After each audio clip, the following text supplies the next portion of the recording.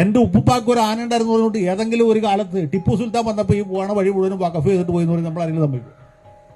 നിങ്ങൾ സമ്മതിക്കോ? ഞാൻ സമ്മതിക്കില്ല, സമ്മതിക്കുകയില്ല. ഇപ്പം നാളെ കഴിഞ്ഞ് മറ്റന്നാൾ പറയും അഡ്വക്കേറ്റ് ജയശങ്കർ താമസിക്കുന്ന സ്ഥലം പണ്ട് ടിപ്പു സുൽത്താൻ ആ വഴിക്ക് പോയപ്പോൾ, ടിപ്പു സുൽത്താൻ ആലുവ വരെ വന്നിട്ട് പോയി, ആലുവയ്ക്ക് പോകുന്ന വഴിക്ക് പുള്ളി വഖഫ് ചെയ്തിട്ട് പോയതാണ്, അതുകൊണ്ട് ഇദ്ദേഹം ഇവിടുന്ന് മാറി താമസിക്കണം പറഞ്ഞാൽ ഞാൻ മാറില്ല. നാളെ ഈ പറയുന്ന ജയശങ്കർ സാർ പറഞ്ഞത് മാതിരി ടിപ്പു സുൽത്താൻ നടന്നു പോയ വഴി അത് വഖഫാണ് എന്ന് പറയുന്ന സാഹചര്യം ഉണ്ടാവാം.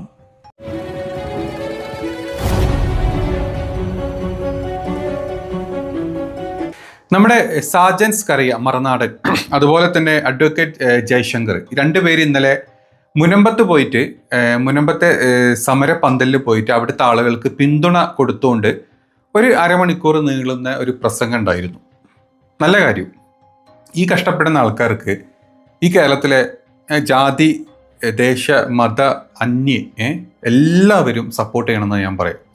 അതിനിപ്പം ഏത് എന്താ പറയുക, വഖഫ് നിയമമാണെങ്കിലും വേണ്ടില്ല, മുസ്ലിം വഖഫ് നിയമമാണെങ്കിലും വേണ്ടില്ല, നമ്മുടെ ഭാരതത്തിലെ മതേതര നിയമമാണെങ്കിലും വേണ്ടില്ല, എന്ത് ചെയ്തിട്ടാണെങ്കിലും ആ പാവപ്പെട്ട ആൾക്കാർക്ക് അവരുടെ ഭൂമി എന്താണോ തിരിച്ചു കൊടുക്കുക തന്നെ വേണ്ടത്. അവിടെ ഇസ്ലാമിക് നിയമങ്ങളും ബാധകമല്ല, വേറെ ഒരു മത നിയമങ്ങളും ബാധകമാവരുത്. അവിടെ മതേതരത്വം, ജനാധിപത്യം ഒക്കെ കാത്തു സൂക്ഷിക്കണം. ആ ഒരു സ്വത്ത് ഈ ഫറൂഖ് കോളേജ് കണ്ടവർക്ക് വിറ്റതാണെങ്കിൽ അത് ഫറൂഖ് കോളേജിന് എന്തെങ്കിലും പണി കൊടുക്കുക എന്നല്ലാണ്ട് ഇവരെ അവിടുന്ന് മാറ്റിപ്പാർപ്പിക്കുക, അതല്ലെങ്കിൽ ഞങ്ങൾ വേറെ സ്ഥലം തരാം, ഇമ്മാതിരി കോപ്രായങ്ങൾ കാണിക്കാൻ നിൽക്കരുത്. അവിടെ ഒരു മതങ്ങളും ഒരു നിയമങ്ങളും ഒരു രീതിയിലും ബാധകമാക്കാൻ പാടില്ല. അത് ഏത് മത അല്ലെങ്കിൽ ഏത് രാഷ്ട്രീയ പാർട്ടി ആണെങ്കിലും അങ്ങനെ ചെയ്യേണ്ടത്. ഈ പാവങ്ങളെ ഒന്നും അറിഞ്ഞിട്ടില്ല അവിടെ സ്ഥലം എടുത്തതും അവിടെ ഒരു ഉപജീവന മാർഗം കൊണ്ടുവന്ന് അവിടെ ജീവിച്ചു പോകുന്നത്. അതിന് എന്തൊക്കെ മതനിയമത്തിൻ്റെ പേര് പറഞ്ഞു കഴിഞ്ഞാലും അതിന് ഒരു രീതിയിലും സപ്പോർട്ട് ചെയ്യാൻ ഇന്ത്യ എന്ന് പറഞ്ഞിട്ടുള്ള ഈ ഒരു മതേതര രാജ്യത്ത് പാടില്ല. അതാണ് എൻ്റെ അഭിപ്രായം, തുടക്കത്തിലേ പറയാം. ഇനി അവിടെ വന്നിട്ട് മുതലെടുക്കുന്ന അതേത് രാഷ്ട്രീയ പാർട്ടി ആയിക്കോട്ടെ, ആര് വേണമെങ്കിലും ആയിക്കോട്ടെ, അവർക്കെതിരെ വേണം നിങ്ങളെല്ലാവരും തിരിയാൻ വേണ്ടിയിട്ട്. പിന്നെ ഇത്തരത്തിലുള്ള ഈ സാജനെ പോലത്തെയും ഇപ്പുറത്തെ എന്താ പറയുക അഡ്വക്കേറ്റ് ജയശങ്കറിനെ പോലത്തെ ആൾക്കാരും വന്നിട്ട് ഘോരം പ്രസംഗിച്ചു പോയി. നല്ല കാര്യം, അവരെ സപ്പോർട്ട് ചെയ്തിട്ട് രൂക്ഷമായിട്ട്, അല്ലെങ്കിൽ മറ്റു പാർട്ടിക്കാരെ, മറ്റ് മതേതര രാഷ്ട്രീയ പാർട്ടിക്കാർ രൂക്ഷമായിട്ട് എതിരെ സംസാരിച്ചിട്ടാണ് ഇവരവിടെ നിന്ന് പോയത്. നമ്മൾ പ്രസംഗം കേൾക്കുമ്പോൾ നമ്മളും വിചാരിക്കും അവിടുത്തെ പാവപ്പെട്ട ആൾക്കാരെ സപ്പോർട്ട് ചെയ്ത് ഇവർ സംസാരിക്കുന്നതല്ലേ, നല്ല കാര്യം, സംസാരിക്കട്ടെ. പക്ഷെ അതിനൊക്കെ ഇടയിൽ ടിപ്പു സുൽത്താനും ഇങ്ങനത്തെ ആൾക്കാർ എവിടുന്ന് കയറി വരുന്നത് മനസ്സിലാവാത്തത്. നിങ്ങളുടെ യഥാർത്ഥ ഉദ്ദേശം എന്താണ്? അവിടുത്തെ ആൾക്കാരെ നിങ്ങൾ സപ്പോർട്ട് ചെയ്യണോ, അതോ ടിപ്പു സുൽത്താൻ്റെ പേരൊക്കെ അവിടെ കൊണ്ടുവന്നിട്ട് അവിടെ ഒരു കമ്മ്യൂണൽ, ഒരു വൃത്തികെട്ട എന്താ പറയുക, രണ്ട് ചേരി, അതായത് ഈ ഒരു മുസ്ലിം ഹിന്ദു അല്ലെങ്കിൽ മുസ്ലിം ക്രിസ്ത്യൻ, ഇമാതിരി അടി നിങ്ങൾക്ക് അവിടെ മൂട്ടിൽ നിങ്ങൾ അവിടെ കൊളുത്തി വെച്ചിട്ടാണ് പോരുന്നത്. ഭയങ്കരമായിട്ട് പറയുന്നുണ്ട്. ഇവർ പറയുന്ന കുറച്ച് കാര്യങ്ങളുണ്ട്. അതായത് ഒരു കാര്യം നമ്മൾ പ്രത്യേകം ശ്രദ്ധിക്കണം. രാജ്യത്ത് ഏതാണ്ട് 50,000-ഓളം കേസുകളുണ്ട്. നമ്മുടെ മുനമ്പം പോലെ വഖഫുമായി ബന്ധപ്പെട്ട് വിവിധ ട്രിബ്യൂണലുകളിലും കോടതികളിലും 50,000-ഓളം കേസുകൾ.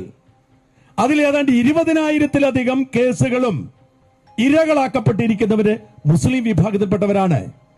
അതുകൊണ്ട് ഇത് ഏതെങ്കിലും ഒരു മതത്തിനെതിരെയോ ഒരു മത നിയമത്തിനെതിരെയോ ഉള്ള സമരമല്ല. നിങ്ങൾ കേട്ടല്ലോ. അതായത് ഈ ഒരു വഖഫ് നിയമം കൊണ്ട് ഹിന്ദുക്കളും ക്രിസ്ത്യാനികളും മാത്രമല്ല ബുദ്ധിമുട്ടുന്നത്, മുസ്ലിങ്ങളും ഉണ്ട്. സത്യമാണ്. 50,000 60,000 കേസുകൾ ഇന്ത്യ മഹാരാജ്യത്ത് വഖഫിന്റെ കേസുകളുണ്ട്. അതിൽ പകുതിയോളം ആളുകൾ എഫക്ട് ചെയ്യുന്ന മുസ്ലിങ്ങളാണ്. കാരണം വഖഫ് ചെയ്ത സമയത്ത് മുസ്ലിങ്ങളുടെ കയ്യിലുള്ള സ്വത്തുക്കളാണെങ്കിൽ അവർ തലമുറ മാറുന്ന സമയത്ത് അറിയാണ്ടും പല രീതിയിൽ ഇത് കൈമാറിപ്പോയിട്ടും അവസാനത്തോട്ട് ഈ ഒരു അവസരത്തിൽ അതൊരു കേസായിട്ടും വന്ന് നിൽക്കുന്നുണ്ട്. മുസ്ലിങ്ങളാണ് ഇതിൽ ഏറ്റവും കൂടുതൽ എഫക്ട് ചെയ്തിട്ടുള്ളത്. ഹിന്ദുക്കളും ക്രിസ്ത്യാനികളും ഒക്കെ എടുക്കുന്ന സമയത്തും മുസ്ലിങ്ങളും ഒരുപോലെ എഫക്ട് ചെയ്ത ആൾക്കാരാണ്. ഇത്തരത്തിലുള്ള എന്താ പറയുക കാര്യങ്ങൾ ഈ മറുനാടനും ഈ പറഞ്ഞ എന്താ പറയുക അഡ്വക്കേറ്റ് ജയശങ്കറൊക്കെ ഇവിടെ കൊണ്ടിടും. അപ്പോൾ നമ്മൾ വിചാരിക്കും മതേതരാണ്, മതേതരത്വം അങ്ങനെ വാരി വെതറുന്ന ആൾക്കാരാണ്. വെറുതെയാണ്. ഇവന്മാരിതിൻ്റെ ഇടക്ക് കൊണ്ടിട്ട വേടാണ്. അതായത് ടിപ്പു സുൽത്താൻ പോയ വഴിയിൽ പോകുന്ന വഴികളൊക്കെ വഖഫാണ്, നാളെ വഖഫാണ്, ഒഴിഞ്ഞു തരണം. എന്തിനാണ് നീ ടിപ്പു സുൽത്താൻ്റെ പേരവിടെ പറഞ്ഞത്? വല്ല കാര്യമുണ്ടോ നിനക്കൊക്കെ? ടിപ്പു സുൽത്താൻ ഇവിടെ വരുന്നതിൻ്റെ മുമ്പ് വരെ വഖഫ് ചെയ്ത സ്ഥലങ്ങളാണ് നമ്മുടെ നാട്ടിൽ ഇന്ത്യ മഹാരാജ്യത്തുള്ളത്. മുഗൾ കാലം കഴിഞ്ഞിട്ട് അങ്ങോട്ട് പല സ്ഥലങ്ങളുമാണ് വഖഫ് ചെയ്തത്.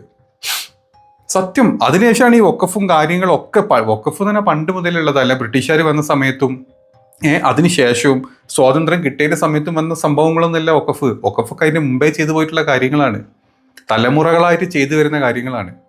അപ്പൊ അത്തരത്തിലുള്ള കാര്യങ്ങൾക്ക് നിങ്ങൾക്ക് അവിടെ ഒരു കുറച്ചെങ്കിലും ഒരു എന്താ പറയുക, ഒരു തീ നിങ്ങൾക്ക് അവിടെ കൊളുത്തണം. അതിനാണ് നിങ്ങൾ ഈ ടിപ്പു സുൽത്താന്റെ പേര് അവിടെ കൊണ്ടിട്ടത്. നിങ്ങൾക്ക് വേറെ വല്ലതും പറയാം, നിങ്ങൾക്ക് വേറെ ഒരുപാട് ഉദാഹരണങ്ങൾ പറയാം. പണ്ട് ഈ പറഞ്ഞ മുസ്ലിങ്ങളെ ഉപ്പുപ്പാന്റെ ആൾക്കാർ അവിടെ എന്താ പറയാ വഖഫ് ചെയ്ത് ഇട്ടിട്ടുണ്ട്. ഇപ്പൊ നിങ്ങളോട് ഇറങ്ങിപ്പോകാൻ പറയുമെന്ന് പറഞ്ഞാൽ നിങ്ങൾ ഇറങ്ങിപ്പോവോ? ഇത്തരത്തിലുള്ള ചോദ്യങ്ങൾ നിങ്ങൾ ചോദിക്കായിരുന്നു. നിങ്ങൾ അതൊന്നും ചോദിച്ചില്ല. നിങ്ങൾ ടിപ്പു സുൽത്താൻ എന്ന് പറഞ്ഞു കഴിഞ്ഞാൽ ഒരു വില്ലനായിട്ട് നമ്മുടെ സംഘപരിവാർ RSS BJP-ക്കാർ ചിത്രീകരിച്ച് വെക്കുന്നുണ്ട്. അപ്പം അത്തരത്തിലുള്ള ഒരു ഐക്കോണിക് ആയിട്ടുള്ള ഒരാൾ അവിടെ പിടിച്ചിട്ട് കഴിഞ്ഞാലേ 4 ആൾക്കാർ ശ്രദ്ധിക്കൂ.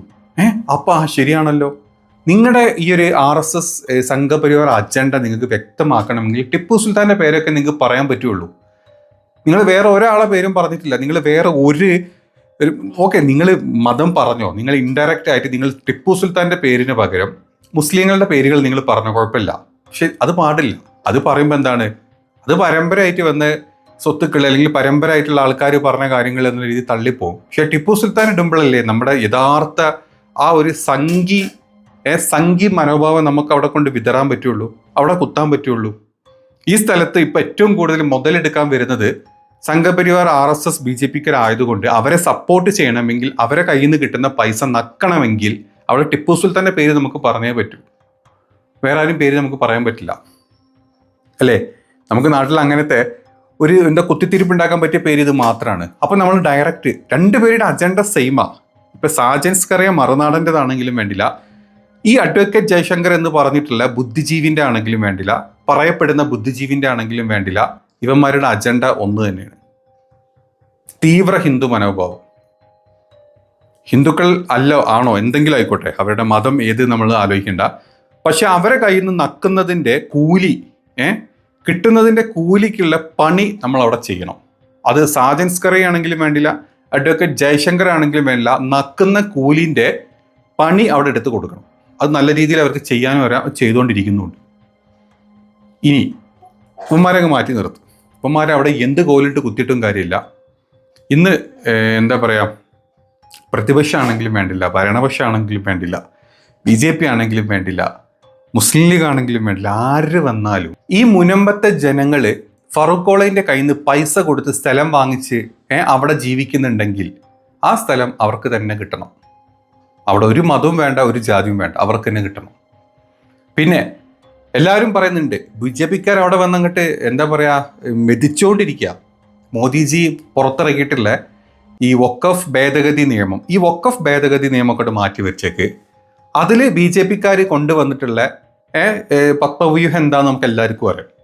അതിൽ അവന്മാരുടെ ഇരട്ടത്താപ്പ് എന്താന്ന് എല്ലാവർക്കും അറിയാം.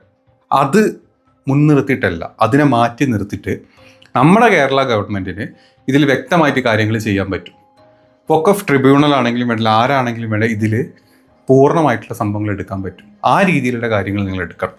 അതിൻ്റെ ഇടയ്ക്ക് കൂടെ വഖഫ് ഭേദഗതി നിയമം അങ്ങോട്ട് പാസ്സാക്കണമെന്നും പറഞ്ഞ് നമ്മുടെ എന്താ പറയുക കോവിയണ്ണനും ബാക്കി സകലമാന BJP കൂട്ടങ്ങളും അവിടെ കിടന്ന് കുരയ്ക്കുന്നത് ഈ പറഞ്ഞ ആൾക്കാർക്ക് എന്തെങ്കിലും കിട്ടാൻ വേണ്ടിയിട്ടല്ല. അവർക്ക് അങ്ങ് കേന്ദ്രത്തിൽ ഈ പറഞ്ഞ ഭേദഗതി ഉണ്ടാക്കണം.